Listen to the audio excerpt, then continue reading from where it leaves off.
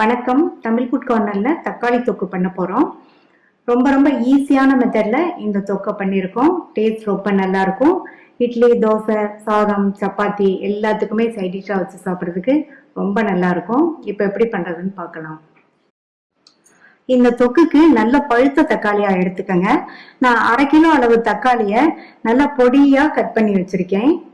நல்லா இந்த அளவுக்கு பொடியா கட் பண்ணிக்கங்க. இந்த பேன்ல கட் பண்ண தக்காளி,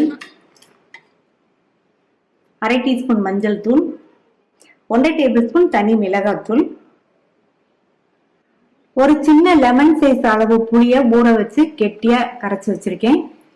அதை சேர்த்துட்டு இது கூட 1 டேபிள் ஸ்பூன் கல்லுப்பு நல்லா மிக்ஸ் பண்ணி விட்டுருங்க. நான் 1 டேபிள் ஸ்பூன் மிளகாத்தூள் சேர்த்திருக்கேன்.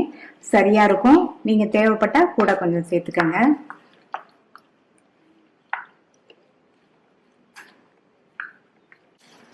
நல்லா மிக்ஸ் பண்ணி விட்டுட்டு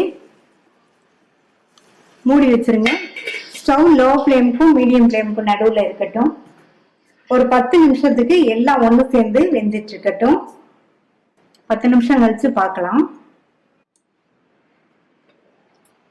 இடையில ஓபன் பண்ணி அப்பப்போ இந்த மாதிரி கலந்து கொடுத்துட்டு மறுபடியும் மூடி வச்சிருங்க.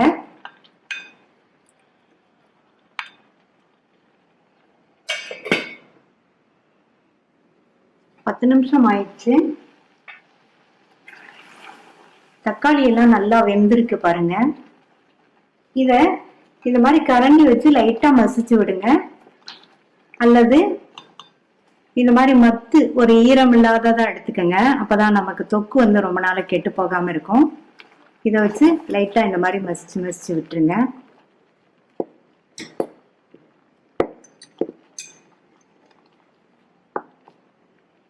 தொக்கு இன்னும் கொஞ்சம் வத்தி வரட்டும். ஸ்டவ் லோ ஃப்ளேம்லயே இருக்கட்டும். இப்ப தொக்கு நல்லா வத்தி வந்துருச்சு. இதுல 2 டீஸ்பூன் அளவுக்கு பொடித்த வெல்லம் சேர்க்கிறேன். இந்த மாதிரி பொடித்த வெல்லம் சேர்த்தோம்னா இந்த தொக்குல உள்ள உப்பு, புளிப்பு, காரம் எல்லாத்தையும் பேலன்ஸ் பண்ணி டேஸ்ட் ரொம்ப நல்லா இருக்கும். நம்ம சேர்த்த வெல்லம்லாம் கரைஞ்சதுக்கு அப்புறமா இதை இறக்கி வச்சுட்டு தாளிப்பு போட்டுடலாம். இந்த பேன்ல 5 டேபிள் ஸ்பூன் நல்லெண்ணெய். எண்ணெய் சூடானதும் இதுல 1 டீஸ்பூன் கடுகு, 6-7 பல் பூண்டை நல்லா இந்த மாதிரி மெல்லிசா ஸ்லைஸ் பண்ணி சேர்த்துக்கங்க.